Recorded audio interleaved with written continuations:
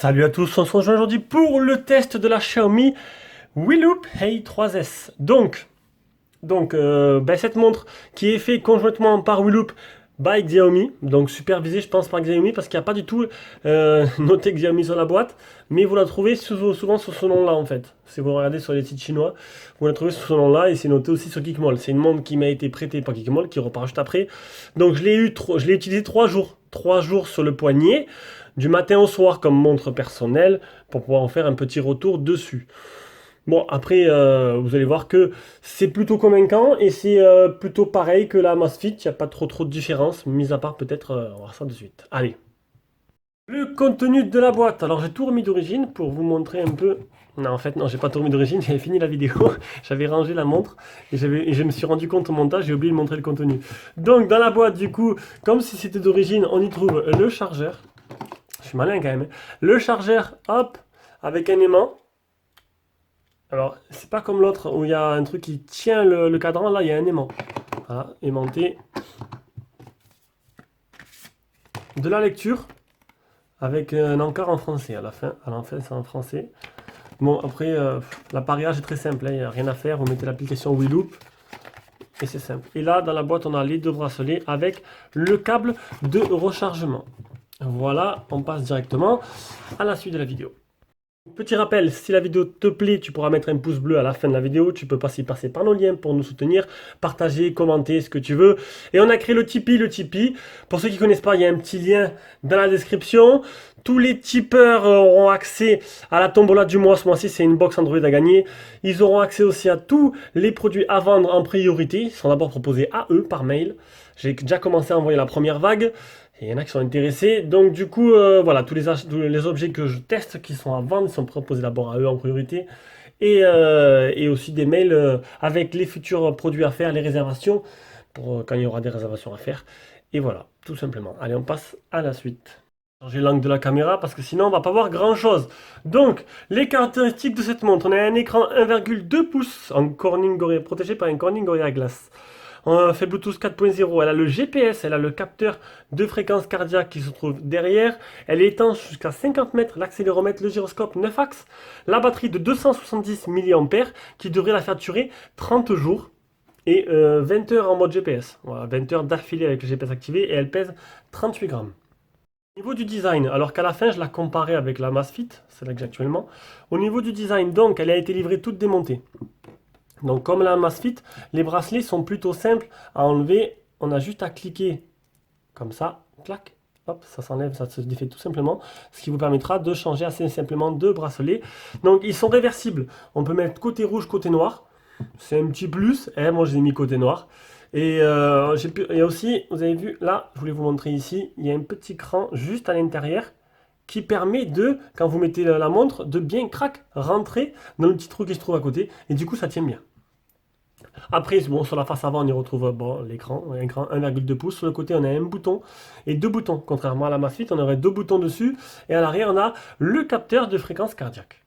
Bon, s'intéresser au logiciel de la montre avant de vous montrer l'application sur téléphone. Donc le bouton gauche, le bouton retour, et là c'est le bouton pour sélectionner. Donc bouton pour le sélectionner, on déverrouille. Il y avait un petit cadenas, j'avais vu en haut à droite de l'écran. Bouton retour, on voit que la montre elle est bien connectée, on voit le pourcentage de batterie. Donc j'ai utilisé 1% de batterie en 3 jours, ce qui est plutôt pas mal du tout. Et en dessous c'est le mode ne pas déranger. Donc là il se passe rien de spécial. Hop, on descend vers le bas. On aura les calories brûlées avec le nombre de pas effectués et les kilomètres effectués. La météo, donc 16 degrés.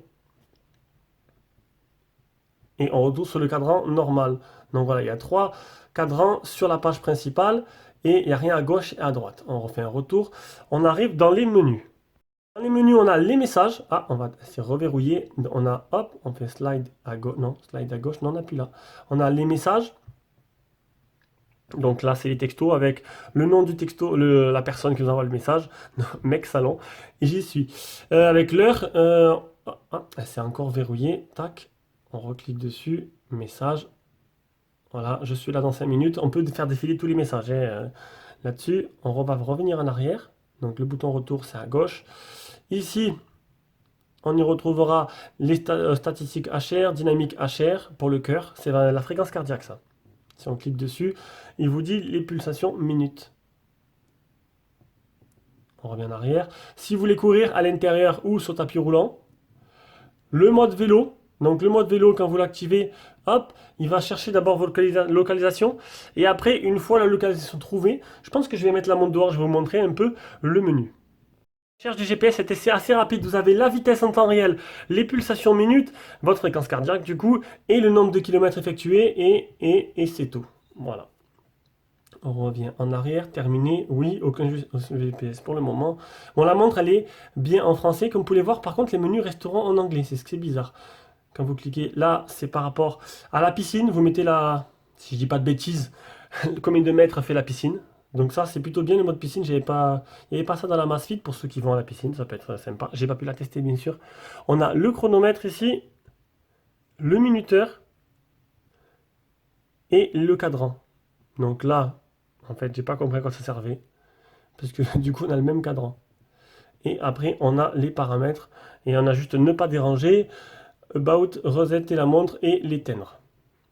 Je trouve que cette montre est plutôt simple. Ils ont ajouté 2-3 petites options par rapport à la Amazfit. Mais après, bon, niveau fluidité, je trouve que dans les menus, c'est voilà, bon, c'est pas super rapide.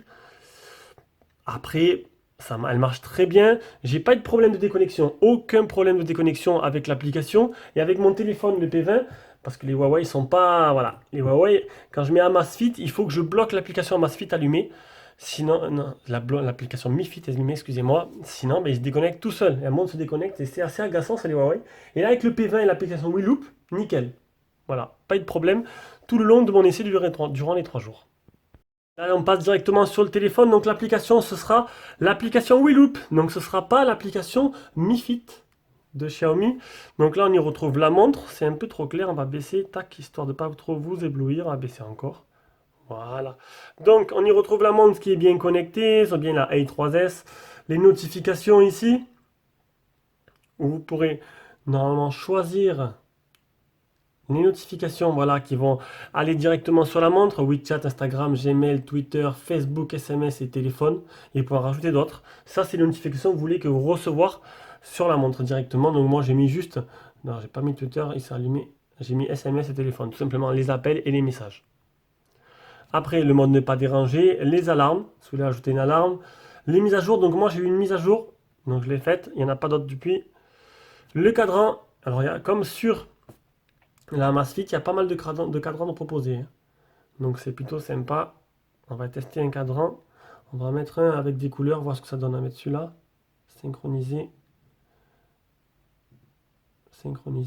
voilà.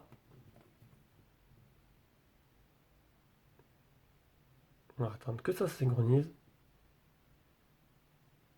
Tac, ça y est.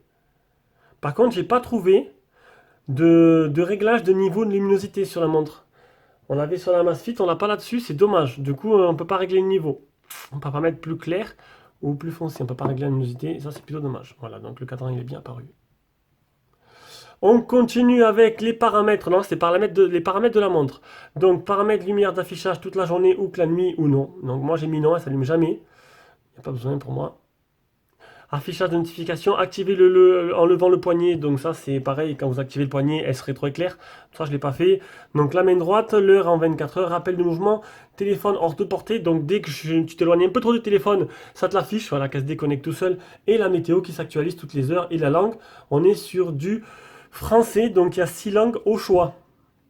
Voilà pour l'application. Bon, faut dire ce qui est, je la trouve quand même bien moins complète. Niveau options, niveau fonctionnalité.